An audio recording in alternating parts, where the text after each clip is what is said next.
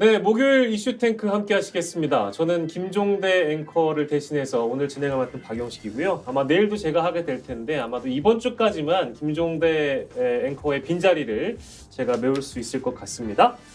예, 어제는 그 국정원 국정감사에서 나온 내용들이 매우 좀 뜨거웠던 하루였습니다. 오늘 오전까지도 뭐 여파가 이어지고 있는 것 같고 이게 과연 언제까지 해당 이슈가 이어질까 관심이 많으실 텐데요. 그 내용 오늘 좀 함께 해보도록 하고요. 청담동에서 있었던 심야 술자리와 관련된 의혹도 연일 국회를 통해서 많이 나오고 있는데 이 부분에 대한 논의도 저희가 시간이 허락된다면 좀 해보도록 하겠습니다. 오늘은 두 분과 함께 할 텐데요. 신성범 전 의원, 김종욱 전 청와대 행정관과 함께 하겠습니다. 어서 오십시오. 네, 안녕하세요. 예, 반갑습니다. 야, 이거 뭐 저희 바로 주제 넘어갈 텐데 아무튼 정치권에서 뭐 가장 뜨거웠던 키워드는 어제 뭐 국정원이었고 국정원 국정감사에서 나왔던 내용들은 어떻게 봐야 되는 것인가. 그리고 또 대통령의 최측근으로 알려진 조상준 이젠 뭐 전 기조실장이 됐습니다만 전 국정원 기조실장의 갑작스러운 어떤 사의는 또 어떻게 봐야 되는 것인가. 더불어서 새로운 인물이 벌써 등장해 버려가지고요. 그 부분에 대한 평가도 함께 해보도록 하겠습니다. 일단 오늘의 주제 바로 보여주세요.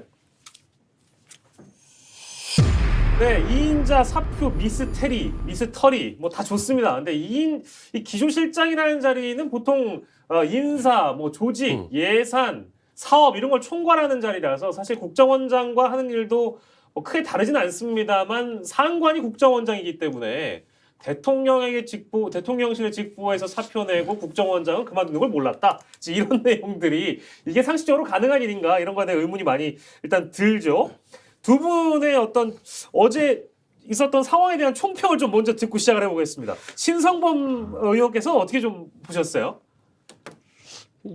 참이 드문 일이다. 이게 왜 이렇게 언론이 지금 앵커를 비롯해서 왜 언론이 관심을 기울일까? 첫째는 국가정보원이라는 조직의 특성. 예. 두 번째는 조상준 전 실장이 적어도 윤석열 대통령과 가지는 관계. 이런 점들. 국정원이라는 조직은 아시는 대로 국정원장 밑에 많은 뭐 수천 명이 있겠습니다만 1차장은 차장 기조실장이 사실 국정원장 1차장, 2차장, 3차장 기조실장을 이 국정원 수뇌부라 그래요. 그렇습니다. 그래서 1차장은 아시는 대로 차장이 뭐 해외 담당일 테고 2차장은 국내, 3차장은 과학기술 담당이에요. 방첩까지 보면 기조실장은 국정원의 인사 조직 예산을 다룬다고 돼 있어요. 인사 조직 예산. 실세인 거죠. 돈을 만지니까. 국정원 예산이 아마 어디에도 정부 부처마다 많이 이렇게 허터나게 숨겨놨기 때문에 꽤 될 텐데 인원도 비밀이고. 그러니까 인사 조직 예산을 다루는 사람이다. 실세다. 그래서 국정원장 임명 전에 기조실장이 됐는가? 그럴 겁니다 아마. 그게 중요한 자리죠. 그래서 대통령장 최측근이다. 조상준 전 검사장을 갖다 놨으니까. 그런 건데 갑자기 사표를 냈다. 그것도 직속 상관이 원장한테 안 내고 청와대에서 사표를 받았고 그것을 청와대에서 또 원장한테 이야기를 하고 원장은 인사처에다가 면직 요청을 하고 이런 절차 같은 게 좀 희한한 특이한 경우가 아니겠냐. 도대체 무슨 일이 이유가 뭐냐. 근데 언론 보도를 봐도 저는 다 헷갈리더라고요. 결국은 일신상의 사유. 무슨 일이냐 이래 된 거죠. 결혼으로 뭐 이혼으로 따지면 사실 성격상의 차이 뭐 이런 그렇죠. 그런 이유잖아요. 일신상의 사유는 아무도 모르는 거라서. 아무도 모르는 거죠. 그 처음에 이제 드셨던 생각은 이거 뭐 때문에 그럴까라는 이제 첫 번째 드셨던 우리 신 의원님의 촉은 어떻습니까? 첫 번째로 드셨던 생각, 이거 딱 뭐 같다. 원장하고 싸웠나? 국정원장, 김기현 원장하고 다퉜나 뭐가. 근데 내가 가만히 보니까 그게 아니에요. 김기현 원장의 성격상, 김기현 원장은 아시는 대로 국정원 내부에서 발탁돼, 그러니까 내부 출신인데 정부가 바뀌어서 쫓겨났다가 다시 들어온 케이스고 성격도 유하시고 아시는 대로 제7일 안식일교회 신도세요. 그래서 아주 유한 분이기 때문에 인사 때문에 싸우는 것 같지는 않다. 오히려 문제는 제가 보기에는 조상준 실장과 대통령실과의 관계에서 뭐가 틀어졌다. 오히려 제가 봤던 언론 중에 이런 게 있는 거예요. 그러니까 인사 담당이니까 지난 문재인 정부 시절에 사람들을 정리를 하는 과정에서 거기를 좀 더 전면적으로 하지 못했다는 불만이 여권 내부에서 있을 수 있다. 다시 말하면 문재인 정부 때 물러났던 사람들이 정부가 바뀌었기 때문에 다시 한번 입성하고 싶은데 예. 다시 국정원에서 일을 계속하고 싶은데 그 인사 민원을 안 들어줬다는 소문이 좀 나 있었어요.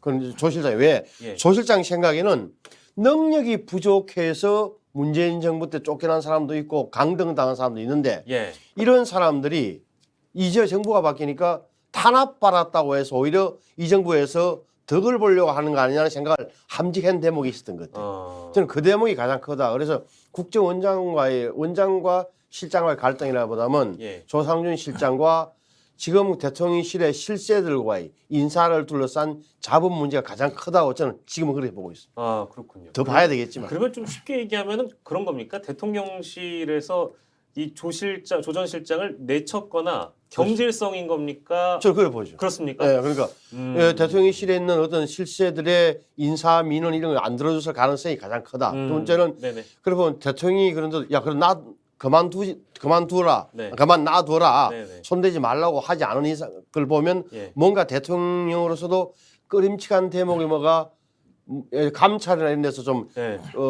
발견된 게 아닌가 하는 의심도 들고 맞습니다. 아주 좀 봐야 될 것 같아요. 예. 그러니까 이제 여전히 미스테리인 거예요, 김종욱 교수. 그러니까 어제 그러니까 그만두고 나서 그 시점으로 언론 보도를 쭉 보면 야 오늘 조간의 내용도 다 결이 좀 달라요. 예. 조선, 동아, 뭐 국민일보 심지어 어제자 KBS 단독 보도 보면 어디는 인사 갈등설, 어디는 뭐 실제 국민일보 단독 같은 경우에 정말 건강이 안 좋다. 네. 여기에 방점을 찍고 있고 조선, 동아는 조금 더 결이 다르고요. 어떻게 봐야 될까요? 대통령실에서 공식 입장 밝혔지 않습니까? 네, 일신상에서요? 건강 문제 등 네. 일신상의 사유 때문이다. 네네. 라고 얘기를 하는데요.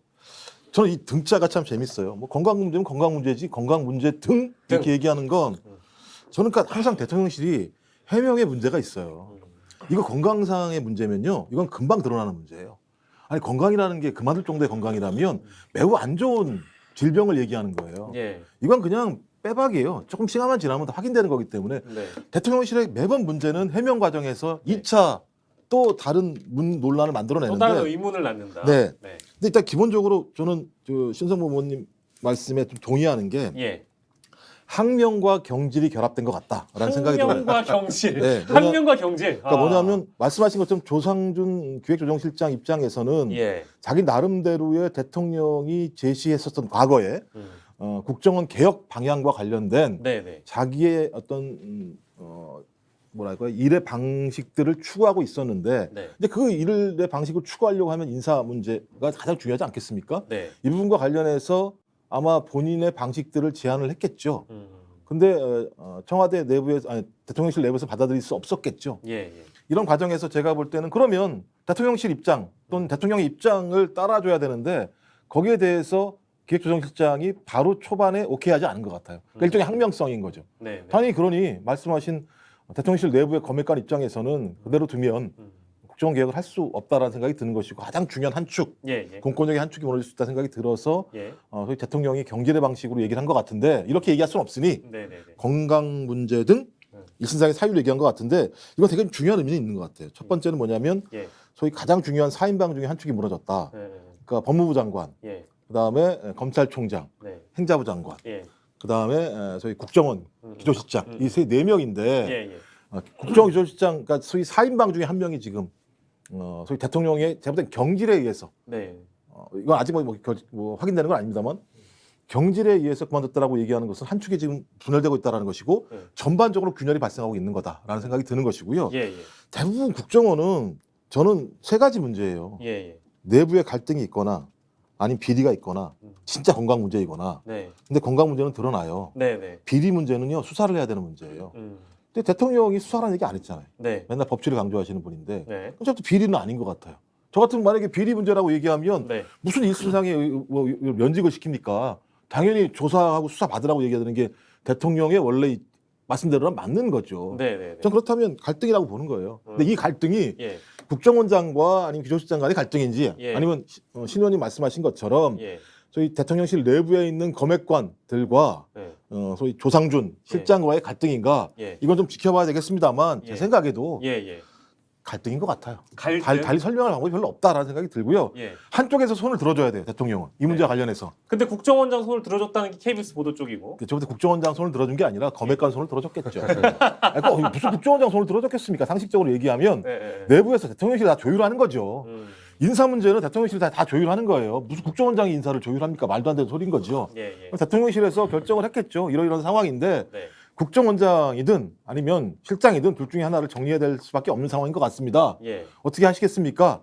실장 이렇게 된 거죠. 아니, 국정원장하고 갈등설은 정말 잘못 보는 시각이라고 말씀드렸잖아요. 제가 국정원장 김기현 원장과 조상준 기조실장의 갈등을 일으킬 소지는 제가 보기에는 성격상 위치상 그리고 하는 일에 전혀 그거는 언론이 잘못 짚은 거예요. 그러니까 정확하게 말하면 다시 한번 조 전 실장하고 대통령실의 핵심하고가 부딪힌 거예요. 부딪힌 연유는 잘 모르겠으나 제가 보기에는 딱 추리를 해보면 그 대목이다. 그러니까 왜 이렇게 인적 쇄신을 빨리 아주 철저하게 못하냐는 불만이 있었던 것 같고 그 부분에 저는 도화선이 됐던 게 말씀드렸습니다만 문재인 정부 때 이른바 성진이 탈락됐거나 밖에 쫓겨나갔던 이런 사람들에 대한 판단이 다르다. 조상준 실장 생각에는 그도 말씀드리지만 능력이 안 돼서 분명히 지난 정부 때 소외됐던 그룹이 있는데 정부가 바뀌었다고 해서 다시 마치 정치적으로 탄압받은 존재였던 것처럼 다시 한번 복귀하려는 국정원 내부로 복귀하려는 움직임에 대해서 조 실장이 차단한 걸로 보여진다. 이 대목에 대해서 청와대 쪽에 저 대통령실의 핵심들은 못마땅했던 구석이 있고 또 하나는 아마 제 느낌으로 봐서는 뭔가 대통령도 신임을 거둘 만한 신임을 회수할 만한 뭔가가 돌발 상황이 발생했다고 보는 게 저는 합리적이라고 봐요. 네, 후자 쪽 얘기도 이제 오늘 조간에 또 실린 것도 있고. 그러니까 핵심적으로 그러니까 KBS 보도를 보면 왜 저희가 이제 볼 수 있는 게 취재를 한 내용을 볼 수밖에 없는 상황에서 여권 핵심 관계자에 따르면이나 제가 전화해가지고 국정원에다가 뭐야 이렇게 물어볼 수도 없고 대통령실에 물어볼 수도 없는 상황이기 때문에 저는 기본적으로 국정원장은 패싱을 당한 건 사실인 것 같아요. 왜냐하면 KBS 보도에 의하면 실장이 별도로 인사안을 올렸다는 거잖아요. KBS 보도에 의하면 대통령실로 그럼 인사와 문제와 관련해서 국정원장이 패싱 당한 건 사실인 것 같다. 또 두 번째로는 면직 문제도 패싱 당한 거죠. 그러니까 두 번 패싱 당한 거죠. 앞에 건 확인이 안 되는데 뒤에 거는 뭐 거의 확인이 되는 상황이니까요. 전 그렇다면 아마도 대통령실에 올라온 인사안과 대통령실의 핵심적으로 인사를 좌지우지하는 어떤 세력, 내부의 인물 간에 이 인사안의 갈등 분명히 있었을 거다 생각이 드는 거예요. 그런데 이 두 가지 인사안과 관련해서 대통령이 판단할 때 저는 국정원 개혁의 문제는 아닌 것 같아요. 왜냐면 제가 볼 때는 국정원에 좋은 사람들 데려다 쓰면 아무 문제 없어요. 제가 볼 때 이제 이 내부에서 누군가 손을 들어줘야 되는 거예요. 그러니까 제가 말씀드렸던 핵심 그게 검익관인지 누군지 모르겠습니다만 이 사람의 손을 들어줘야 되는 것이냐 아니면 실장의 손을 들어줘야 되는 것이냐 앵커님께서 누구 손을 들어주시겠습니까? 아, 그 진짜 어려운 문제인데요. 근데 저는 뭐 또 알려지기로는 만약에 그 정도로 이제 형 동생하고 의형제를 맺을 정도의 어떤 그런 친분이라면 참 그게 말 함부로 하면 안 되니까. 저는 판단 못 하겠어요. 가장 가까운 사람은요 대통령실에다 갖다 놔요. 왜 거기다가 거기다 갖다 놓겠습니까? 아 근데 전 정권에 비춰봐도 기조실장의 자리는 실세들이 간다고 알려져 있기도 하고 그렇기도 했었잖아요. 아니요, 실세가 간 게 아니고요. 원래는 그렇게 빨리 갈지 몰랐어요. 두 번째 간 분 같은 경우도 제가 알기로는 이렇게 너무 빨리 가서 좀 문제가 있었던 케이스인 것이고요. 그러니까 저기 그 서동만 과거에 노무현 정부의 서동만 교수님 같은 경우는. 실세라는 개념 자체보다는 노무현 전 대통령께서 매우 능력을 존중했던 측면이 있는 거예요. 제가 이건 정치적인 실세라는 말씀을 드리는 것이기 때문에 정치적 실세는 당연히 대통령실에다가 주시겠죠. 대통령 입장에선. 그러면 그 사람에 대한 신뢰를 주지 않게 되면 전체적으로 인사 라인 자체가 작동이 안 되겠죠. 이건 아직까지 다 추정입니다. 추정입니다만 저는 그래서 이런 갈등들이 있었고 제가 볼 때 국정원장은 무슨 역할을 하시는 건지에 대한 또 고민은 분명히 있는 거예요. 그러니까 인사안에 대해서도 잘 모르셨다고 저희는 판단되는 것이고 또 대통령이 면직 처리를 하는 과정에 대해서도 본인이 몰랐다고 말씀하셨으니 공개적으로 국회에서 저는 이 정도 상황이라면 매우 큰 문제들이 벌어지고 있다라고 우리는 추정할 수밖에 없다. 이렇게 말씀드릴 수밖에 없어요. 지금 시점으로도 아주 정확한 어떤 결론을 저희가 딱 이제는 낼 수는 없고 사실 소설이 재밌는 이유는 미스테리 소설이 재밌는 이유는 어떠한 우리가 진실을 찾아가는 과정 때문에 더 재밌는 거잖아요. 당연히 소설 얘기하면 안 돼요. 예, 그래요? 그 첼리스트 문제 같은 경우도 소설이라고 난리가 났잖아요. 저희가 바로 소설 얘기한다고 그러면 저희 소설 얘기하는 거 아니죠. 나름대로 네. 취재한 기사를 보고 분석을 예. 해서 네. 평론을 하는 거기 때문에 그 예, 소설이라고 말씀하시면 저희가 예. 이제 저희 첼리스트나 김우겸 의원이 돼버리기 때문에. 알겠습니다. 그 이제- 말씀은 동의합니다. 근데 어쨌든 추정의 영역으로 우리가 나아가고 있으니까 그 측면에서 추정이라고 말씀드리고요. 신 의원님. 국정원장과 실장과의 갈등을 이제 제치두고 인사 문제를 제치둔다면 돌발이 뭐가 생겼을까 하는 게 유심히 봐야 할 대목이 지금 현직 정치부 기자들이랑 봐야 될 게 이 세 명과의 관계, 세 명의 관계예요. 예. 무슨 말이냐? 한동훈, 이원석, 조상준 3인의 관계예요. 예. 이 세 명이 보십시오. 자, 그 윤석열 검찰총장 시절에 예. 한동훈 씨가 뭐 했죠? 반부패 수사부장. 반부패 강력부장이 반부패 강력부장. 옛날에 예, 중수 반부장. 옛날에 예. 이게 반부패 옛날에 중수부장 예, 역할을 예, 했다. 예. 그 옆자리가 누구죠? 조상준 대검 형사부장, 형사부장이요. 한동훈 대검 반부패 강력부장. 예. 그러니까 윤석열 대통령 옆에 딱 둘이가 있었던 거예요. 예. 근데 하나 또 성에 숨어 있었다면 뭐하지만 밑에 성에 이원석. 그렇습니다. 지금의 검찰총장. 세 명의 나이부터 보죠. 나이. 자, 이원석 나이가 최고 많지만 네. 연수원은 한동훈과 동기예요. 3살 아래인 연수원 예. 한동훈과 72년생 한동훈. 예. 다 연수원 27기예요. 네. 두 명이. 그다음에 조상준 씨는 나이는 이원석보다 한 살 적지만 예. 선배. 예. 윤석열 26기. 네. 이 차이가 뭘 의미하냐? 이 3인이 한동훈, 이원석, 조상준이 한 조처럼 움직이는 과정에서 제가 보기에는 예를 들어서 조상준 실장 입장에서는 후배인 한동훈, 이원석은 법무부 장관하고 검찰총장 하고 있는데 예. 나는 기조실장 와 있는데 이거 위에서 뭐 청와대 예를 들어서 또 다른 사람들이 자꾸 간섭을 하거나 예. 요구를 하거나 할 때 느끼는 스트레스가 있었을 거예요. 아. 제가 아는 개인 관계, 인간관계, 예. 권력의 생리를 종합해 보면 예. 거기에서 아마 조상준 실장이 스트레스를 많이 받았을 가능성이 있다고 봐요. 저도 동의합니다. 이 부분이 간단하게 3일 잘 봐야 돼요. 한동훈, 이원석, 예. 조상준의 3인의 평소 관계, 예. 그다음에 이 정부 출범 이후에 멀어진 위치 이런 걸 잘 보면 예. 어떤 그 조상준 실장이 느꼈을 그런 문제점에 저는 조금은 나타난다고 봐요. 제가 만약에 예. 현직에 있는 기자라면 그 부분을 취재 한번 해보겠습니다. 그 나이 차이나 기수 차이에서 오는 그 미묘한 어떤 그 있는 감정들, 거예요. 그 어쨌든 그 사람이 하는 일이기 때문에 그 우리가 이제 뭐 물론 국정원이라는 조직은 정보기관이라서 우리가 일반 직장은 비교할 수 없지만 같은 회사에서도 내가 나이가 많고 적음에 따라서 혹은 선후배로 나뉘거나 누가 승진 먼저 하나 이제 이런 것들이 굉장히 복잡하게 다가올 수 있거든요. 개인에게. 다가오잖아요. 그렇죠, 다가옵니다. 자, 근데요 이제 이 부분을 좀 짚고 싶어요.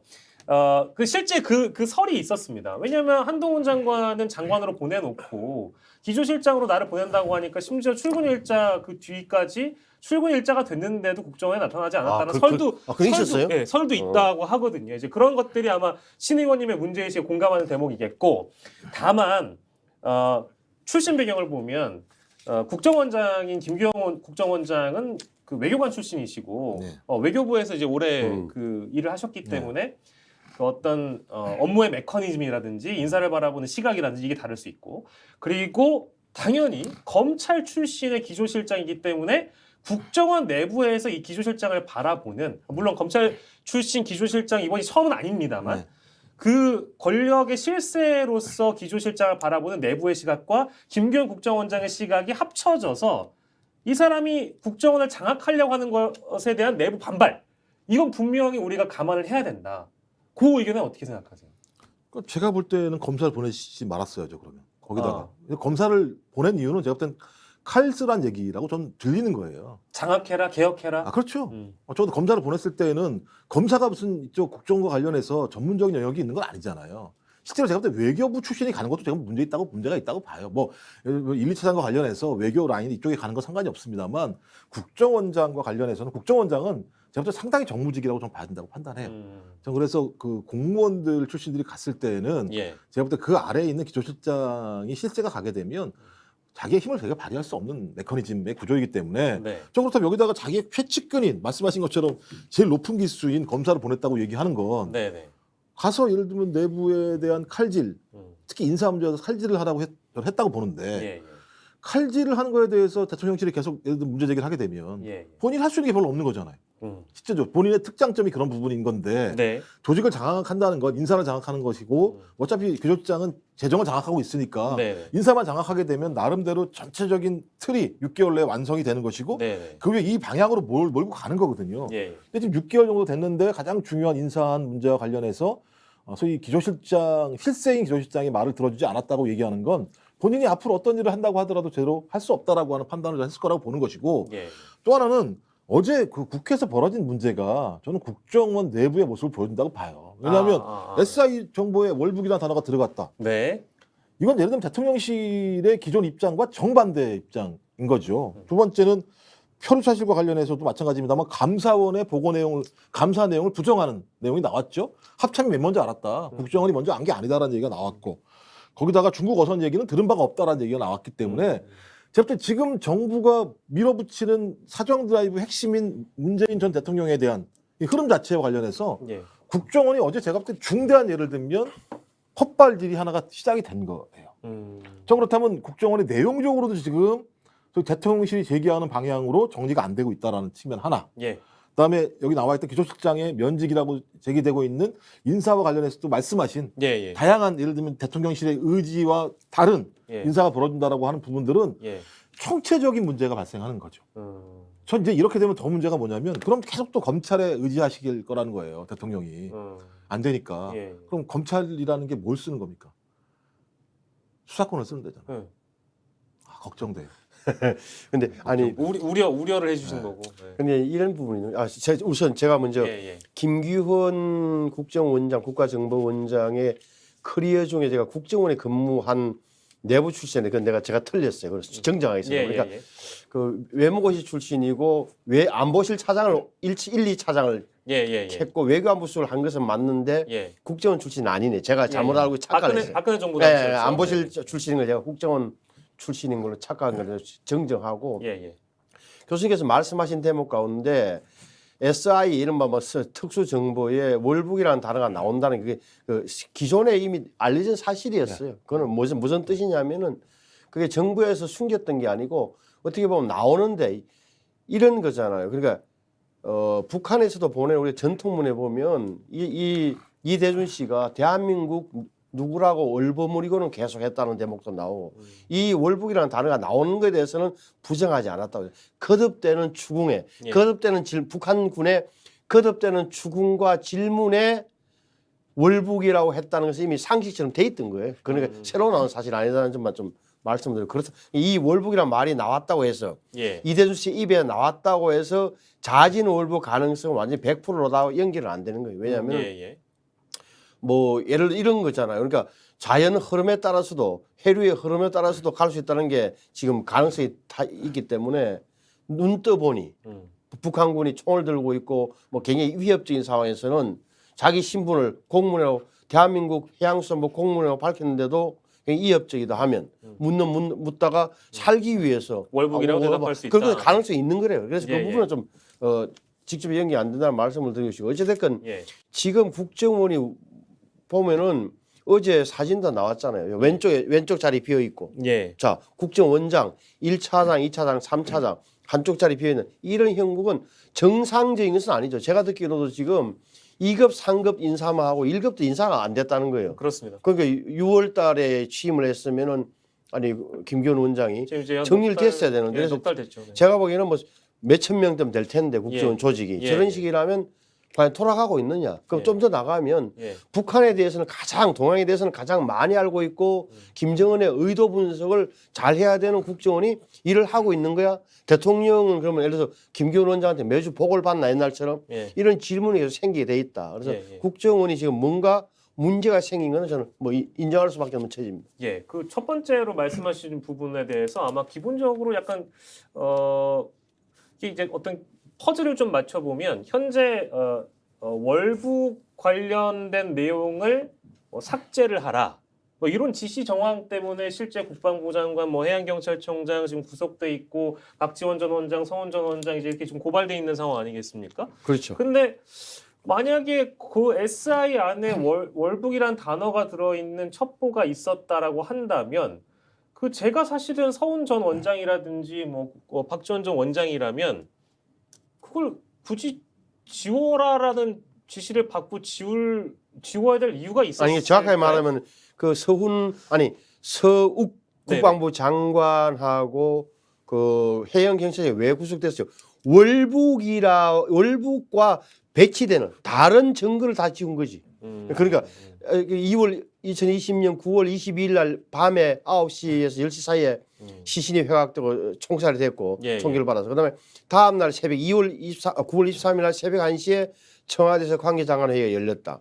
그다음 새벽 3시에 서욱 장관이 국방부 청사로 들어와서 퇴근한 실무자를 불러서 지시하도록 했다. 뭐 삭제하라고 이 대목이란 말이에요. 그러니까 그 대목에 대해서는 그러면 말씀하신 대로 초기 판단이 SI에 나오는 월북이라는 단어를 근거로 월북한 거 아니야라고 생각할 수 있어요. 근데 그 다음에는 이걸 왜 지우냔 말이에요. 그러면 이런 걸 그거는 제가 보기에는 야 이거 우리 국민이 죽은 걸로 확인되니 이 책임을 어떻게 할 것인가 나 언론도 떠들고 난리가 날 텐데 이런 생각에서 모든 그 집단적 사고가 그렇게 간 것 아니냐.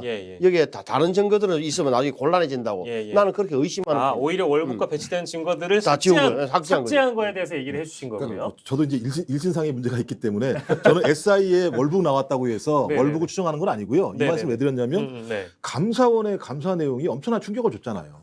근데 감사원의 감사 내용 자체가 하나하나 부분적으로 예를 들면 사실이 아니라는 것들이 입증되고 있기 때문에 적어도 감사원 감사 자료를 근거로 지금 검찰이 또 수사를 하는 거잖아요.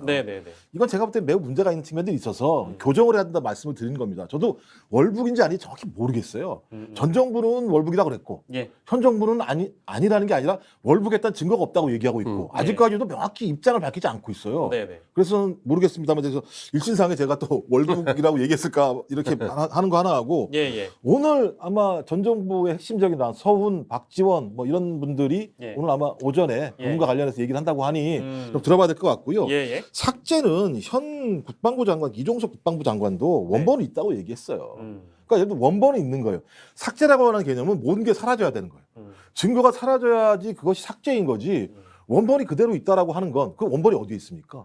현 정부가 가지고 있는 거예요. 현 정부가 마음만 먹으면 그걸 다 공개하지 않는다고 하더라도 내용을 다 알 수 있는 거기 때문에 비공개라도 정보이든 국방이든 어디서 알릴 수 있어요. 제가 볼 때는 계속 삭제했다라는 얘기만 해요. 근데 삭제에는 두 가지 방식이 있습니다. 말씀하셨던 것처럼 아예 다 지워버리는 거고요. 또 하나는 적어도 이 SI 정보를 나눌 수 있는 개선 라인이 있을 거 아니겠습니까? 이 개선 라인과 관련해서 다 그 정보의 등급에 따라 내려가는 거 자기가 다 차이가 있겠죠. 그럼 이걸 중간에 자를 수 있어요. 이 삭제도 분명히 있는 거거든요. 그러니까 만약에 후자의 삭제라고 얘기하면 일상적으로 벌어지는 거예요. 그 삭제는. 그래서 오히려 그 서욱 전 국방부 장관은 오히려 일상적으로 그렇게 자는 지시를 내렸다. 오히려 안 하는 게 직무유기다라고 본인이 입으로 얘기했어요. 구속되기 전에. 이건 좀 확인해봐야 될 것 같고 또 하나는 저는 서욱, 김홍희 이 두 분이 구속된 다음에 이건 뭐 딴 문제인데 거의 피의사실 공포가 일상적으로 벌어지고 있어요. 왜냐하면 윗선을 서훈으로 얘기했다. 이게 얼마나 무서운 얘기냐면요. 이게 검찰이 수사를 해가지고요. 자기가 비밀로 가지고 있다가 재판을 할 때 내는 거예요. 실제로는. 근데 이게 바로 다음 날 언론으로 흘러나와서 예를 들면 삭제 지시와 관련해서 서훈 안보실장이 그 당시에 책임이 있는 것처럼 언론에서 알 거 아니에요. 그러면 서훈 안보실장이 본인이 개인이 했겠습니까? 대통령과 또 연관을 짓게 하는 문제가 발생해요. 저는 검찰이 매우 무도해요. 이 정도라면 의도가 있다고 판단할 수밖에 없는 거예요. 아니 어떻게 어제 나온 조사 내용이 그 다음날 언론으로 흘러나와서 윗선이 서훈이라고 얘기가 되고 그럼 많은 사람들이 또 해석하겠죠. 옆에서 국민의힘이나 이런 데서 서훈이 윗선에서 지시할 정도면 서훈 혼자 했겠어? 라고 하는 얘기가 나오게 되는 당연히 뭐 뒤따르 매우 문제가 많은 사태가 지금 벌어지고 있어요. 저는 검찰 이렇게 하면 안 돼요. 검찰 이런 식으로 하게 되면 나중에 제가 볼 때는 5년마다 피바람 나요. 매우 무도한 거죠. 다른 데서 나올 데가 없으니까. 그러니까 좀 어떻게 해야 되죠, 진짜 검찰. 서해 피격 사건과 관련돼서 둘러싸고 아무튼 국정감사에 나온 내용을 토대로 저희가 좀 들여다보고 있는데 여러 가지 좀 해석들을 지금 두 분께서 나눠주고 계십니다. 하나를 더 짚죠. 그럼 그 중에 어차피 얘기가 나왔고 저희는 뒤에 이제 뭐 새롭게 기조실장으로 내정된 저희 김남우 전 검사 얘기도 하긴 할 건데 앞으로 국정원이 어떻게 될 것인가. 국정원은 지금 아까 그 우리 교수님께서 균열이 이제 발생했다. 권력기관 내부에서 균열이 발생했고 그 균열은 커지기도 하고 봉합이 되기도 합니다. 어떻게 될 건지 전망도 나눠볼 텐데요. 다만 국정원 국정감사에 나온 내용 중에 하나가 더 있습니다. IRA, 인플레이션 감축법과 관련돼서도 국정원은 미리 파악하고 관련 부처에 법 통과 이전에 줬다라는 언급을 했단 말이에요. 근데 산업부가 이제 주무부처인데 거기서도 뭐 80억 쓰고 뭐 로비를 했는데 법 통과를 사실 몰랐다 이렇게 이미 정부 차원에서 밝힌 내용이 있어서 이것도 사전에 정부가 밝힌 내용과 배치가 되기 때문에 아니 국정원 왜 이러나? 국정원 입장에서는 예를 들어서 전문성도 있고 국정원에서 가장 최근에 대북 관련이 좀 수사가 많이 막히고 나서 굉장히 강화한 데가 경제 쪽이 원래 옛날부터 몇 년 전부터 그러니까 우리 IO 우리 뭐 저 국회 출입하던 IO들 그 정보관들로 다 사라진 다음에 그 팀들이 대거 간 데가 경제예요. 경제 안보 이야기하면서 그러니까 전 세계로 많이 나갈 수 있을 거라고 보는데 당연히 국정원에서는 올렸겠죠. 그거는 안 올렸으면 워싱턴 DC나 뉴욕에 나가 있는 우리 국정원의 IO들이 문제가 큰 거예요. 그거는 당연히 올렸다. 직무유기죠. 그러면. 직무유기지. 잘한 거다. 당연히 국정원에서 그렇게 하는 거고 이 판단을 받아본 정보를 받은 누군가가 자 정보를 받은 사람이 있으면 국정원에서는 분배를 해야 될 거 아닙니까? 자 정부 부처마다 이런 게 우리가 접수됐다. 외국에서도 올렸을 때 외국에서도 미국 국회 상원 하원의 동향에 대해서는 아주 그 정무과에서 파악을 다 하고 있단 말이에요. 그런데 그다음 문제는 이게 분리해서 봐야 되는 거예요. 우리 정부 어느 부처에서 외무부나 산업통상 자원부나 이런 데서 이걸 받아서 어떤 조치를 취하는 점 하나 별도로 봐야 되는 거고 두 번째는 알았다고 한들 우리가 조치를 한다고 한들 IRA법 통과를 막을 수 있었겠느냐는 부분도 다른 문제다. 두 개를 또 따로 분리해서 봐야 되는 거예요. 왜 그러냐면은 IRA 법이 왜 나왔습니까? 빌드 백 베들인가 하는 그거잖아. BBB. 그 미국 재건법이란 말이에요. 이 요지는 뭐죠? 세계화 때문에 미국이 망하게 생겼다. 오지랖 넓게 전 세계에 다 세계화에 우리가 동참했다가 중국하고도 완전히 경쟁하게 됐고 그래서 트럼프가 등장한 거잖아요. 그러니까 왜 중산층이 무너졌으니까. 그다음에 바이든도 그거는 그 흐름에 대해서는 제어를 못 한다고 손을 못 대는 거예요. 따라서 미국 우선주의라는 기조는 오바마 이래 계속 되고 있는 거란 말이에요. 그럼 그 법이 이제 무슨 법입니까? 예를 들어서 미국에서 만든 가스차나 전기차가 아니면 2억 원인가 2억 원이나 2억 원 이하 사람들은 그 살 때 전기차나 수차를 살 때 우리 돈 아마 1,000만 원 정도 될 거예요. 보조금을 못 주도록 한 법이에요. 그러면 보조금을 미제 차들만 미국 차로만 받으면 우리 같은 현대 기아차는 안 되는 거고 일본 차 마찬가지, 독일 차 마찬가지. 이거 한국뿐만 아니라 일본, 독일도 똑같은 문제로 미국에 로비를 했다고. 근데 안 됐어요. 북미, 미국하고 캐나다에서 만든 차만 하도록 만든 게 지원하도록 만든 게 그 법이란 말이에요. 그러면 자 앞에 대목 다시 말해서 그럼 국정원의 이런 정보를 취합해서 우리 정부는 어떤 조치를 취했냐, 알았느냐, 언제 알았느냐, 무슨 노력을 했는가는 별도. 그다음에 알았다고 한들 외무부에서 막 우리가 로비 고용해갖고 미국 국회의원을 상대로 로비한다고 했던들 바꿀 수 있었을까 하는 데면 별도. 이건 또 따로 봐야 된다. 근데 그 제가 이제 이 질문 드린 이유는 우리 어떤 국정의 한 축이기도 한 국정 운영의 한 축이기도 한 우리 정보기관이 국정감사에 나와서 기존의 대통령실이나 어떤 정부에서 밝혔던 그 IRA와 관련된 그런 입장을 거의 뒤집어 버리는, 예를 들면 제대로 준비 못했다, 정부의 실정을 국정원이 드러내버리는 상황을 국정원장이나 국정원 쪽에서 당연히 밝히기를 바라진 않았을 것 같은데. 아니 그렇다고 해서 야당 의원들이 계속 묻는데 국정원은 뭐 했습니까? 묻는데 우리 몰랐습니다 사실. 눈 감는 애들아. 우리는 이렇게 했다는 사실은 뭐 사실을 밝히는 거고. 그다음에 남는 질문은 두 개가 되는 거죠. 알겠습니다. 어떻게 보세요? 제가 볼 때 지지율 문제죠, 뭐 따지고 보면. 지지율이요? 여기서 지지율이 등장합니까? 대통령 지지율 낮으면요. 공무원들이잖아요. 이 조직이라고 하는 것이 전체가 공무원이죠. 공무원 사회의 작동 방식의 흐름이 바뀝니다. 그러니까 분위기가 바뀌어요. 분위기가. 네네. 예를 들면 어디까지 충성을 해야 되는 거야? 어디까지 일을 해야 되는 거야? 어디까지 내놔야 되는 거야? 이건 되게 중요한 거예요. 그래서 저는 이게 나쁜 뜻이 아니라 대통령이 국민들의 이해 요구를 잘 받아 안아서 지지율이 높아야지만 공무원들도 잘 움직여요. 이게 상식인 거예요. 근데 이게 지금 안 움직이니까 여기저기 문제가 발생하는 건데 예를 들면 인수위에서도 다 보고했다는 거잖아요. 이 문제 관련해서 중대하다고. 그리고 국정원도 지금 보고했다는 거지 않습니까? 그러면 의원님 말씀대로 이거는 미국의 자기의 자국 우선주의라고 하는 국익이라는 측면들, 또 이 코로나19 이후에 새롭게 부각하고 있는 부분이 분명히 있기 때문에 자국 정치를 위해서라도 이렇게 갈 수밖에 없는 건 전 이해가 돼요. 그래서 우리가 뭐 한다고 해서 되지 않는다는 건 이해가 되는데 전 적어도 준비를 했어야 되는 거잖아요. 다른 게 아니라. 그러니까 예를 들면 우리 전기차 공장 같은 경우가 소위 그런 대접을 받기 위해서는 3년간의 공백이 필요하다. 왜냐하면 공장을 지어서 가동을 해야 되니까.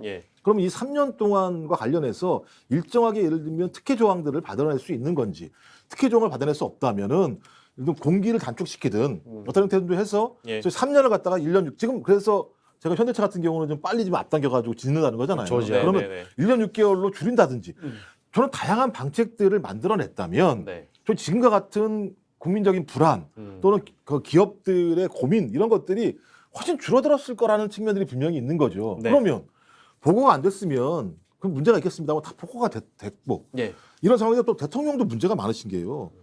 앨런 재무장관이 IRA는 자기 입장대로 될 거야라고 얘기했더니 그거는 바이든 정부랑은 다 입장이 다른 것 같은데 이렇게 말씀해 버리시면 아니 재무부 장관이 이 문제 가장 핵심적인 사람인데 이분이 바이든 정부랑 입장이 좀 다른 걸로 알고 있다라고 대통령이 말씀해 버리시게 되면 이게 말이 되는 거예요? 한미동맹 관계에서? 그러니까 저는 계속 예를 들면 저 대통령 참모들 보면 이해가 안 되는 게 어떻게 이렇게 준비를 해주죠? 이거 도어 스태핑에서 말씀하신 거예요. 이렇게 말씀하시게 되면 미국 다 아시잖아요. 미국에 있는 관료들이 깔봐요. 한국 대통령실에 대해서 저 사람들 뭐 하자는 거야? 아니 앨런 재무부 장관이 누구를 위해서 얘기했겠어요? 미국 국민을 위해서 얘기한 거잖아요. 근데 그 부분에 대해서 얘기했더니 갑자기 대통령께서 그거는 바이든 행정부의 전체적인 입장과는 다른 것 같다라고 말씀하시게 되면 미국도 좀 이상해지는 거죠. 그러니까 대통령 잘못은 아니라고 봐요. 왜냐하면 초보시니까 본인이 말씀하신. 근데 대통령실은 저렇게 대통령에게 그렇게 보좌하시게 되면요. 앞으로 계속 오히려 대통령 리스크가 아니고요. 대통령실 해명 리스크가 더 커져요. 좀 매우 큰 문제라 생각이 들어요. 아니 교수님 지적에 일정 부분 일리가 있고 다만 이제 그 지난번에 바이든 대통령이 윤석열 대통령 친서까지 보냈고 그 전에 해리스 부통령이 왔다 갔다 하면서 적어도 한국 정부가 무엇을 걱정하는지는 우리 잘 알고 있다. 그 다시 말하면 11월 달에 우리 중간 선거나 끝내놓고 봅시다 이래 된 거란 말이에요. 그럼 그 말 뜻은 뭐 IRA 법을 고칠 수 있을지는 뭐 모르겠습니다만 적어도 한국 기업과 정부의 우리뿐만 아니겠죠. 일본과 독일 포함한 이런 우방국들의 그 생각을 하고 있다는 걸 알고 있다는 거고. 그거는 예를 들어서 앨런 장관이 저렇게 하고 있는 건 우리도 마찬가지예요. 어느 장관은 뭐 이야기할 수 있는 거예요. 하지만 대통령 입장에서는 바이든 대통령 입장에서는 전 세계를 경영하는 입장에서는 우방국 입장도 뭐 들어주자고 할 수 있는 거고 국회 차원에서 봐야 된다. 다음 또 하나는 좀 앨런 재무부 장관 같은 경우는 저는 정확하게 말하면은 담당 장관이 아니고 상무부, 미국 상무부. 또 하나는 USTR 대통령 직속으로 되어 있는 저 무역 대표부가 이런 국제적인 불만과 이런 걸 해서 종합해서 대통령한테 보고해서 결심하는 자리다. 그래서 옐런은 저런 이야기 할 수 있고 또 그게 바이든 정부의 완전히 명확한 방침은 아닐 테고 이 정도 저는 여유는 있다고. 그러니까 제가 말씀드리는 건 신 의원님처럼 대통령실에 있는 참모들이 대통령에게 자료를 줘야 된다는 거예요. 바이든 대통령과 이렇게 얘기한 게 있다. 이게 더 중요한 거다라고 얘기하면 되는데 그 동맹국의 장관이 입장이 다르다고 이렇게 얘기를 해버리게 되면 잘못된 보좌를 하고 있다는 제가 말씀을 드리는 겁니다. 뭐 이제 저런 문제점은 좀 반복돼서 지적된 적이 있어서 대통령실 차원에서 좀 개선을 하려고 노력을 해줬으면 좋겠다는 생각은 뭐 당연히 드는 바이고요. 저희가 얘기를 쭉 나눠봤는데 어제 사실은 저희가 언급 못한 내용은 제가 좀 정리를 하고 갈 필요가 있는 것 같아서 국정원 국감에서 이제 오전 내용 끝나고 이제 간사들이 나와가지고 서로 발표하잖아요. 근데 이제 여야 간사들이 서로 발표하면서 이제 미묘한 뭐 신경전까지는 아닌데 서로 얘기하면서 이제 조심조심했다는 거죠.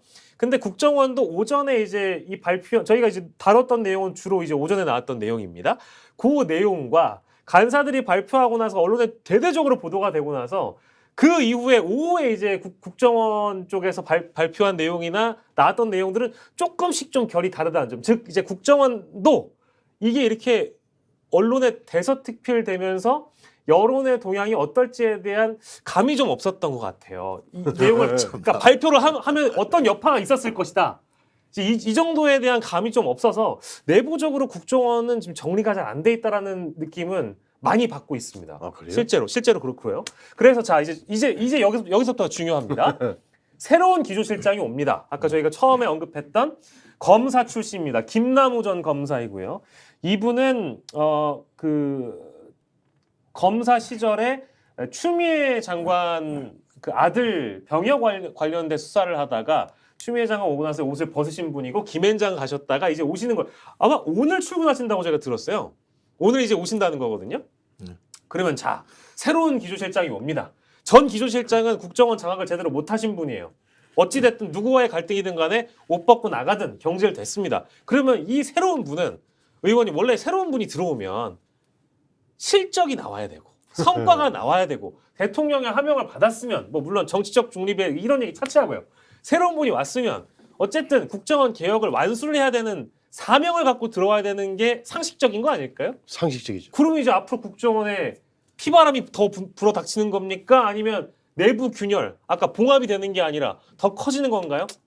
저는 어떤 분인지 모르겠는데 느낌상으로 보면 아유 조상준 실장이 사표 내자마자 바로 후임이 정해진 걸로 봐서는 아하 최소한 열흘 정도 전에 최소한 일주일 전 준비를 했을 것이다. 준비가 이미 그러니까 뭔가 지금 권력 내부에서 뭔가 있었구나 하는 느낌을 받잖아요. 그러니까 아무래도 열흘 전에 통보하고 아니 나름 아무리 검사 출신이지만 다 아는 사이라 하더라도 아니, 공직기관 비서관실이나 다 나서갖고 백그라운드 체크를 다 하잖아요. 네. 인사검증을 했을 테고 문제 없다고 판단해서 했다면 일주일 내지 열흘 정도는 앞당겨서 이미 조상준 실장의 운명은 정해져 있었다고 보는 거죠. 그 대목이 첫째 중요하고 검사가 오는 게 어떠냐 뭐 이런 데서 자꾸 이제 야당에서는 검찰공화국 아니냐 표현하고 싶어 할 텐데 검사가 원래 쓰임새가 많아요. 왜? 법을 알고 워낙 논리적이고 똑똑하기 때문에 원래 원장 특보로 많이 갔어요. 홍준표 대구시장 국정원장 특보했어요. 나 잘 알아요. 권영애 특보, 권영세 의원 국정원장 특보로 가 있었어요. 많이 간다고요. 어찌됐건 뭘 해야 될 거냐.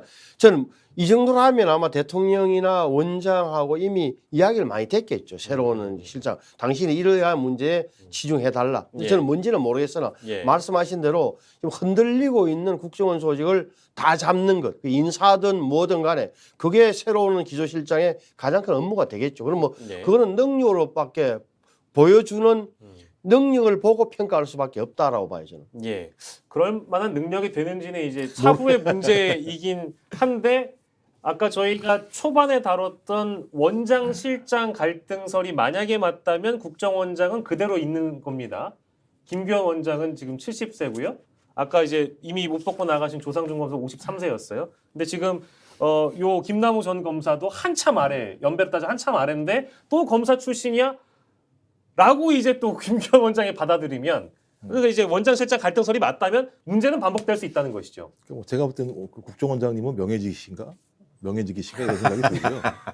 그러니까 저는 검사가 나쁘다고 말씀드리는 게 아니에요. 그러니까 저보다 저 또래거나 저보다 위에 선배 또래들 검사 출신 분들은 평생이 갑으로 사신 분들이에요. 그리고 소위 삶을 잘 모르시는 분들이에요. 그러니까 말씀하신 건 법만 가지고 말씀을 하시는데 세상이 변하니까 법이 변하는 거잖아요. 근데 이분들은 거꾸로 보시는 거죠. 법을 가지고 세상을 보시니까 항상 좀 문제가 있다는 생각이 들어서 그러니까 저는 뭐 대통령이 가지고 있는 인재풀과 관련해서 검증할 수 있는 게 검찰 출신이라는 것은 인정을 합니다. 그렇더라도 적정하게 쓰셔야 되는데 지금도 마찬가지인데요. 또 검사가 오셨잖아요. 근데 이분이 참 하필이면 또 추미애 전 장관과 갈등을 빚다가 옷을 벗고 나가신 분이고 또 중간 옷을 벗고 나간 다음에 또 김앤장으로 가시는 분이에요. 그렇습니다. 김앤장은 또 아시잖아요. 그것이 사실인들 아닌들 상관없이 최근에 주목받은 게 그러니까 이게 저는 기본적으로 검사분들이 가셔가지고 그러니까 저도 이렇게 가시면 좀 설명은 필요해요. 그러니까 그 대통령실에서 이분은 어떤 일들을 하기 위해서 이렇게 갔다. 전임자가 건강 문제 등 일신상의 사유라고 얘기를 했으면 예를 들면 이 뒤를 이어서 이러이러한 국정원의 개혁을 하겠다라고 얘기를 해야 되는데 제가 알기로는 아직까지 들은 바가 없어요.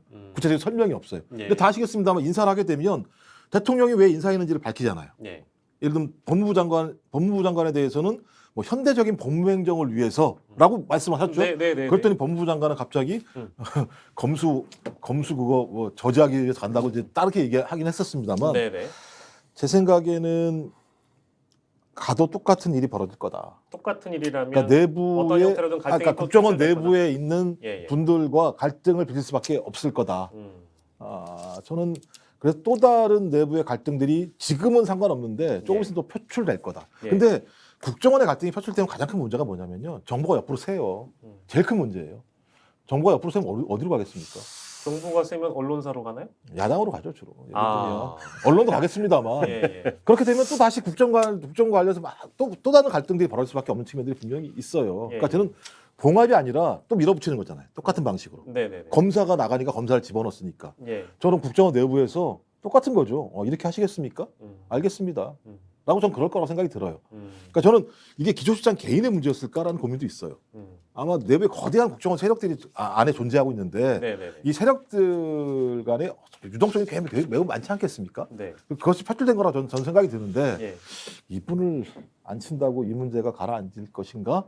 뭐 이분이 그런 능력이 대단하시다면 감사하겠습니다만 그렇지 않다면 또 다른 일이 발생할 거다.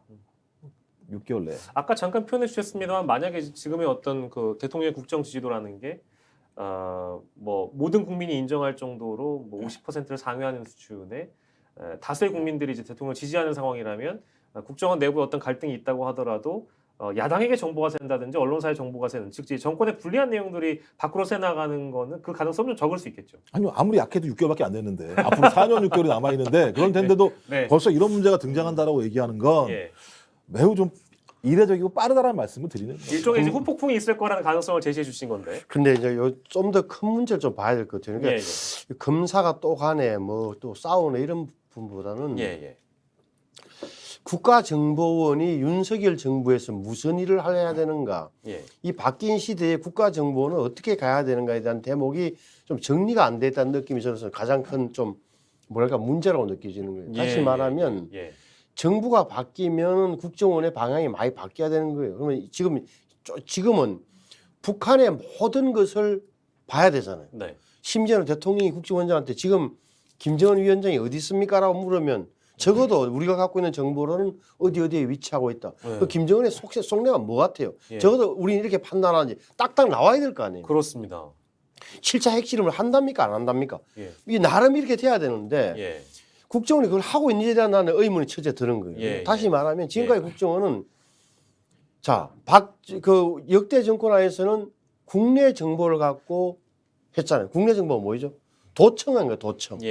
다 여의도 술집 같은 데 다 망원 심어가지고 도청도 하고 해가지고 그래서 그 힘으로 한국 정치에 관여를 했답니다. 그거 없어졌잖아요. 그렇습니다. 뭐 다 아이언들 다 살아. 그 다음에는 어디 갔습니까? 해외로 간다는. 해외가 사실은 필요한 대목도 생각해봐요. 세계를 경영하는 미국 입장에서는 CIA나 이런 게 다 필요하지만 우리나라에서는 콜롬비아나 뭐 아르헨티나에서 대통령이 어떻고 이런 걸 대선에서 이게 외무부 라인으로도 보고 다 될 텐데 외교부 라인으로도. 국정원이 가서 뭘 하냔 말이에요. 차라리 아프리카를 가든지 북한 대사관이 있는데. 이런 대목. 그래서 국정원이 바뀐 시대에 뭘 할 수 있느냐 국가정보라는 조직이. 근데 대통령이 제가 관찰해 본 바에는 국정원에 대해 별로 호의적이지 않은 것 같아요. 윤석열 대통령이. 왜? 검사 시절 때 국정원을 본 거예요. 왜? 어떻게 바뀌었어요? 능력도 안 되는 집단이 정보도 별로 없으면서 폼이나 잡고 다니고 봤던지 아니면 검찰총장 시절에 자기를 도청하거나 그거 한번 역정을 냈다고 나왔잖아요. 들으려면 들어가라 뭐 이런 식의 생각을 하고 있는 것 아니냐. 그래서 활용을 국정원 활용을 어떻게 할 것인지 이게 진짜 가장 중요한 정보기관에서 어떤 역할을 줘야 될지를 방향을 못 잡았던 게 아닌가 느낌을 저는 강하게 받아요. 그래서 사실은 이 모든 걸 지금 한 수천 명 되는 조직이라 그랬잖아요. 저는 뭐 명수는 모릅니다만 예산도 엄청 많을 거라고. 그러면 도대체 뭘 하고 있느냐 그 조직이. 국내 정보도 안 하고 해외 정보도 많이 필요 없고 북한에 대해서도 잘 모르는 것처럼 느껴진다면 이걸 뭐 다 경제 안보로만 돌릴 수도 없을 텐데 도대체 뭘 하고 있느냐 조직 진단을 사실은 좀 해봐야 되죠. 예. 국정. 저 감히 그 이야기를 하고 싶어요. 그러면 지금 이제 새롭게 내정된 이 기조실장이 들어가서 지금 대기 발령에서 임명되지 않고 있는 27명의 1급 국장급들에 대한 뭐 인선 문제라든지 2급 이제 뭐 부장급 이런 사람들에 대한 인선도 더 마무리를 해야 지금 말씀하신 그러니까 국정원이 실제 새로운 시대를 맞이해서 해야 되는 그 업무에 대한 내부에서 합의를 해야 될 거예요. 자, 원장이 그쵸. 자, 우리는 2022년부터 이 정부 안에서는 우리 조직은 어떻게 목표는 이거다. 예. 라든지 뭐 그게 맞게 조직도 개편하고 해야 되는데 예. 지금 하는 거 봐서는 한가한 권력 다툼적 냄새가 난다. 예. 저는 그게 걱정이다. 그 나라 진짜 진심으로 그 국정원 걱정, 나라 걱정을 해주신 것이고요. 그러면 빨리 이 갈등을 봉합하거나 국정원장이 뭔가 이제 어떤 조직의 장악에 대통령실이나 대통령이 보기에 그 조직의 장악에 좀 뭐 방해가 된다거나 뭔가 자꾸 이렇게 균열이 생기게끔 만든다면 새로운 기조실장과 좀 화합하게 좀 만들어주고 그렇게 하면 안 됩니까? 근데 그 신 의원님 말씀하셨던 것처럼 예, 국정원의 큰 방향도 중요한데요. 일단 윤 정부의 큰 방향이 안 잡혀 있어요. 거기까지 나아가시는 아니 왜 그러냐면 실제로 저도 어떤 방향으로 갈 거야라고 하는 것에 대해서 국민들이 단어 하나로 정리를 못하는 상황이에요. 당연히 그러니 국정원 같은 경우도 어떤 큰 흐름에 맞게 뭘 만들 수 있는 측면들이 없었다라고 판단이 드는 것이고 그러니까 다양한 방식으로 알아봤겠죠. 공무원들 안 노니까요. 그래서 보고를 올렸음에도 불구하고 저도 그것들이 제대로 반영이 안 되는 측면들이 있었다라고 하는 것들을 한 6개월 동안은 판단했겠죠. 전 그래서 말씀하신 국정원 내부에서 좀 방향을 잡는 것도 중요합니다만 저는 대통령실에서 명확한 좀 입장들을 정리해서 기준을 세울 필요가 있다는 생각이 드는 것이고 또 하나는 내부적으로 힘든 게 뭐냐면 그 신 의원님 말씀하신 대북 라인인데요.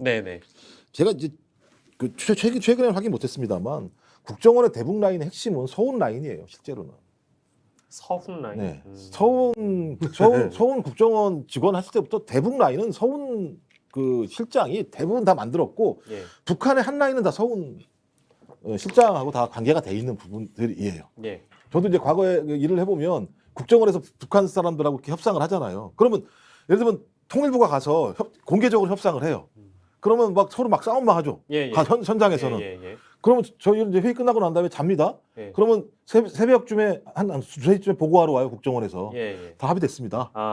그러니까 예를 들어 그렇게 일을 하는 거예요. 국정원들이 실제적으로는. 그러면 통일부 장관은 공식적으로는 통일부 직원들하고 얘기합니다만 가장 핵심적인 부분들은 국정원 사람들하고 얘기해가 정리가 돼요. 실제로. 그러니까 통일부 직원들이 맨날 입을 삐쭉 내밀고 있는 이유는 거기에 있는 거죠. 그런 정보를 못 얻으니까. 근데 제가 볼 때 서훈 라인들 싹 다 한직으로 몰아갔을 거라고 좀 봐요. 제가 확인은 안 했습니다만. 그러니까 그러면 저희 대북 라인을 복원할 수가 없는 거죠. 그러니까 정부는 북한과 강경하게 대치하는 상황이죠. 그다음에 이것을 할 수 있는 한 라인 자체는 제가 볼 때 한직화됐다고 봤을 때 이걸 뚫을 수 있는 길이 있을까? 그러니까 제가 볼 때 국정원도 좀 난감할 거라는 생각은 들어요. 그러니까 이걸 그러니까 대북 라인 하나를 만들어내려면 매우 긴 시간 동안 신뢰를 쌓아야 돼요. 그리고 그 신뢰를 쌓는 과정에서 신은 다 아시겠습니다만 온갖 불법, 위법 이런 상황들을 막 해야 되는 일들이 실제로 벌어져요. 실제적으로. 근데 그걸 지금 만들어낼 수 있을까라는 고민이 있어서 쉽지 않겠다. 그래서 저는 방법이 별로 없다. 저희가 뭐 대북과 관련된 깊은 얘기를 할 시간은 좀 부족할 수도 있겠습니다만 시간 순으로 보면 대통령께서 담대한 구상을 제안을 하셨단 말이에요. 근데 그러고 나서 이제 최근에 종북 주사파와는 협치가 불가능하다. 근데 물론 이제 주사파라는 개념이나 종북과 관련된 좀 구분해서 보자는 분들도 계시지만 종북 주사파는 결국에 이제 뭐 북한이라고 한다면 북한과 대화를 안 하겠다는 얘기인가? 처럼 이제 북한이 받아들일 수도 있고 북한에서는 그런 반응이 나왔습니다. 인간 자체가 싫다. 막 이래버리니까 그러면 국정원이 할 수 있는 역할이 어느 정도 있어야 되는데 지금 그런 상황에서 만약에 조직 내의 상황이 대북 라인이 다 이제 일종의 좀 이선을 밀려났다면 이게 좀 심각한 상황이긴 하겠구나 라는 생각은 좀 들고요. 뭐 제 개인적인 생각이긴 한데 저희가 이제 한 7분 정도 남아있는데 많은 분들이 의견을 주고 계십니다. 검찰 출신에 대한 우려를 주로 많이 하고 계신 것 같고요. 뭐 아무튼 새로운 기조실장 이제 들어와서 국정원 내부의 문제를 어떻게 정리하는가, 또 국정원장과의 관계를 어떻게 좀 설정하는가 지켜봐야 될 것 같고요. 저희가 이제 시간이 짧게 남았는데 마지막 주제 띄워주시고 저 5분 안에 끝내도록 이거 합니까? 하겠습니다. 예, 마지막 주제 보여주세요. 자, 보여주십시오. 청담동. 네. 청담동 술자리 진실은 이게 이제 한 이틀 정도 된 주제이긴 합니다만 온라인에서 뭐 아주 많이 뜨겁습니다. 특히 이제 한동훈 장관 같은 경우에 김의겸 의원과 더 탐사를 상대로 이제 어떻게 보면 이제 법적으로 해결하겠다. 이제 이렇게 이제 밝히고 나서 근데 뭐 김의겸 의원 같은 경우에 면책 특권이 있는 것이고요. 뭐 법적으로 해결한다고 해서 이게 될 문제인가 싶기도 하고 신 의원께서는 실제 의원이셨기 때문에 이 관련 내용을 보면서 좀 씁쓸한 마음도 좀 드실 것 같은데요. 아니 이게 그 뭐랄까 이런 거 그러면 그 여성이라도 나와서 뭘 해줘야 되는 거예요. 이걸 보면 결국은 제보자라는 게 여성의 첼로 연주한다는데 그 여성분의 남자친구가 몰래 전화 녹음한 걸 터니까 여자분이 하는 말이 야 오늘 지금 방금 말이야 한동훈도 왔고 윤석열이도 왔는데 막 이런 식이란 말이에요. 근데 이거를 믿을 수가 있냐는 문제 생기잖아요. 결국 믿을 수 있느냐. 한동훈 장관은 나 술도 안 마시는 거 내가 다 온천하고 아는데 콜라밖에 안 마시는데 노래는 무슨 윤도현 노래를 하고 뭐 대통령이 뭐 동백 아가씨를 불렀겠느냐 이런 이야기니까 이걸 지켜봐야 되잖아요. 제 느낌으로 봐서는 이거 어차피 검찰 수사할 수밖에 없어요. 왜 그러냐. 그날 김의겸 이게 유튜버가 스토킹을 했다 나를 한동훈을 물어봤죠. 한동훈 장관이 스토킹의 배우가 김의겸 의원 본인이십니까? 김의겸은 뭐라고 했어요? 더 참사라는 거 협업은 한 건 맞다라고 얘기했죠. 그러면은 이게 국회에서 아무리 발언을 했어도 협업이라면 공범이 되는 거고 공범은 다른 형사범하고 연결되기 때문에 이 수사가 불가피해요. 수사에서 밝혀질 수밖에 없는 거다. 그래서 제가 보는 견지에서는 이 무슨 발언의 모든 걸 보면 새벽 3시까지 대통령이 움직였다. 김현장 변호사 30명하고 장관이 끼었다. 거기에 무슨 뭐 새벽 바가 있고 첼로 연주하고 노래를 하고 이게 현실적으로 가능할까? 경호원들로 따라다니고 하는데 소문도 안 나고. 나는 이게 비상식적이라고 보는 편이에요. 그래서 그 여성이 누군지는 모르지만 여성이 나와서 정확하게 이야기해 줘야 돼요. 나는 이걸 목격했다. 나는 내가 보니까 한동훈 윤석열 대통령 왔더라. 이렇게 이야기하지 않는 이상 아무 의미가 없어요. 기존 문법으로 이제 상식적으로 이해가 안 되는 그런 폭로였다라는 말씀이시고 다만 이제 그런 지적은 좀 있는 것 같습니다. 실제 법적 공방을 벌인다고 하더라도 결국에 수사는 이제 뭐 수사기관에서 할 텐데 지금 현직 법무부 장관이 관련된 일인 것처럼 보여 있어서 그게 실제 수사로 들어간다 한들 이 수사의 공정성을 담보할 수 있겠는가 이제 그런 질문들이 나온다는 거죠. 이거 제가 볼 때는 이 문제는 의외로 간단할 수 있다 생각해요. 왜냐하면 이게 지금 권사랑하고 그 대통령 고발했죠. 여사 그다음에 세이만 결사단 이 두 군데에서 고발을 했기 때문에 경찰에서 수사에 착수할 거라고 보거든요. 근데 이제 일단 그 아까 말씀 첼리스트라고 한 여성분 얘기에 의하면 그 여성분 친오빠의 얘기에 의하면 통화 녹취는 존재하는데 술자리 진위에 대해서는 드릴 말이 없다라고 얘기하는 거니까 통화 녹취를 한 건 사실이다. 그거는 인정하는 거로. 그렇다면 핵심은 그런 거죠. 그러니까 그 첼리스트라고 한 여성분이 구 남친이죠. 옛날 남친에게 통화한 내용과 구 남친 맞습니다. 통화한 내용이 소위 사실인지 아닌지만 확인하면 되는 거잖아요. 단순한 거기 때문에. 근데 그럼 어떻게 확인할 수 있느냐? 하나는 이세창 씨의 보좌관처럼 움직였다라고 얘기되는 분이 200만 원을 계좌로 연주비로 이체했다고 하니 그냥 계좌 확인하면 되는 게 하나가 있을 거예요. 그럼 일단 돈은 간 거니까 어디서 연주를 했겠죠. 그냥 뭐 연주 안 했는데 돈을 줬을 리는 없을 테니까 그걸 확인하면 될 것 같고 또 하나 이제 위치 기록 문제예요. 위치 기록 문제인데 이 문제는 좀 고민스러운 대목이 있어요. 왜냐하면 통신 차단 이거 다 할 테니까 사실이라면 통신 차단을 했을 때 어디까지 차단하는지 잘 모르겠으니까 그래서 만약에 지금 제가 웃긴 얘기입니다만 대통령이 이동할 때 1km 정도의 통신 차단을 한다고 얘기하면 한동훈 법무부 장관 얘기랑 딱 일치하는 측면들이 분명히 있죠. 1km 안에 찍어봐라 이런 얘기가 있어서 그러니까 위치 기록 또는 CCTV 왜냐하면 다 집으로 들어갔을 테니까 이런 것들만 확인하면 끝나는 문제라는 생각이 들어서 좀 제가 볼 때 여야가 논쟁하지 말자. 그래서 빨리 수사를 맡겼으면 좋겠다. 수사 결과가 나오지 않겠느냐. 이게 제일 큰 문제는 이제 경찰을 믿을 수 있어? 이런 얘기일 건데. 얘기일 건데 그렇다고 이거 가지고 우리가 특검하자고 얘기할 수는 없으니까. 제가 볼 땐 경찰을 신뢰하고 그다음에 정 안 된다면 경찰을 불러서 야당에서 충분히 수사 내용에 대해서 명확하게 입증해내고 뭐 TF를 구성한다면서요. 그 민주당에서. 네네네. 거기서도 뭐 조사를 하겠죠. 예. 근데 말씀하신 것처럼 이 여성분이 나와서 아까 비공개로라도 예. 명확하게 본인이 얘기하는 게 그 지금 그 보니까 이 보수층에서 내용은 그런 거예요. 이 여자 첼리스트가 예. 너무 늦게 들어와서 구 네. 남친한테 네네. 늦게 들어온 부분에 대한 변명을 하려고 이렇게 얘기했다라고 하는 것이 또 보수층들에게 쭉 퍼진 내용들이더라고요. 그래서 제 느낌엔 아니 굳이 저거 조금 늦게 들어왔다고 저렇게까지 장황하게 예. 변명을 해야 되라는 느낌도 분명히 있습니다만 예. 뭐 본인이 지금 병원에 입원했다는 얘기도 들었는데 예. 제가 볼 때는 비공개라도 예. 그것이 무엇인지 밝히시는 것이 예. 훨씬 더 좀 비용을 절감할 수 있죠. 이것도 수사하고 뭐고 다 해야 되면 참 머리 아프니까. 알겠습니다. 네. 저희 이제 1분 정도 남았는데요.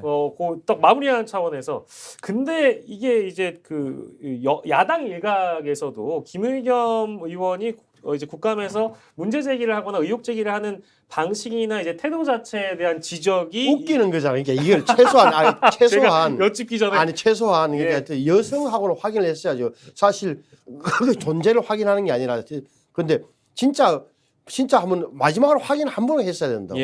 딴 거는 뭐 저 중요하지 않다고 보는 건데 이게 왜냐하면은 확정 편향에 빠진 거예요. 그러니까 더 탐사라는 데서도 내가 가만히 읽어보니까 이세창 씨하고 통화하면서 이런 모임이 있었다는데요. 물어보니까 하고 이세창 씨는 그냥 한 거예요. 그게 왜 자기 주관 안 했는데 물어보니까 그건 넘어가고 이런 식으로 된 걸 다 시인했구나라고 판단하고 그대로 김의겸 의원한테 전달하고 김의겸 의원은 그걸 믿고 딱 이렇게 완전히 뭐 이야기를 한 거다. 제가 보기에는 확정 편향 가진 사람들의 함정에 빠졌다고 봐요. 네, 알겠습니다. 그리고 뭐 팩트만 간단하게 뭐 얘기하면 댓글로 보니까 뭐 김의겸 의원이 이세창 씨한테 그 전화를 건 거 그거 자체가 크로스체크다라는 이제 댓글 남겨주신 분 계셔서 소개해드리고요. 짧게 좀 부탁드립니다. 그러니까 더 탐사에서 물어는 봤어요. 텔리스트한테 그 문자 보내놓고 근데 본인이 답을 안 한 면이 있었기 때문에 그냥 밀어붙인 부분이 있는 것이고 그다음에 이세창 씨도 문제가 많은 게 이게 만약 허황된 얘기라면 제가 대통령과 한동훈이 함께한 자리에서 일어난 일을 내가 말할 수는 없죠라고 얘기하는 게 그러니까 이게 본인의 허세인지 이건 모르겠습니다만 맞아요. 이런 부분들이 그러니까 예를 들면 취재한 부분과 관련해서 매우 허무맹랑하다고 얘기하기 어려운 또 대목들이 분명히 있다는 말씀도 드립니다. 예, 알겠습니다. 오늘 두 분과 좀 뜨겁게 토론을 해봤는데요. 신성범 전 의원, 김종욱 전 청와대 행정관과 함께했습니다. 감사합니다. 네.